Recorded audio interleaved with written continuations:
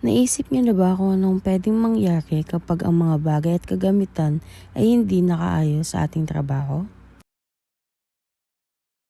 Alam naman natin na sa Transfer It, hindi lang tayo nagtitinda ng produkto, kundi ginagawa na rin natin ang ilan sa mga ito sa mismong store. Kaya naman hindi maiiwasang makikita ng kalat dito.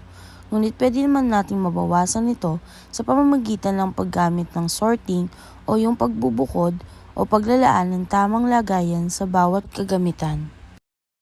Dito ay sinimulan na namin gamitin ang sorting. Sa aming pending area ay tinapon na ang mga bagay na hindi na magagamit at itinabi naman ang mga bagay na hindi dapat nandito. Pinaghiwa-hiwalay naman namin ang mga forms na nandito sa aming cashier area para mas mabilis itong hanapin once na naubos na ang mga gamit namin. Isinalansa naman namin ng maayos ang mga gamit na nasa embroidery area para mas mabilis itong hanapin once na kailanganin. Sa amin namang production at graphics area, makikita ang pagsasalansan o paglalagay sa tamang lagayan ng mga consumables at iba pang kagamitan.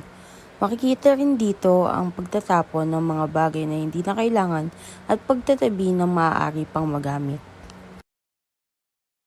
Ito ang naging resulta ng sorting. Isang malinis, maayos, at organisadong lugar trabahuhan.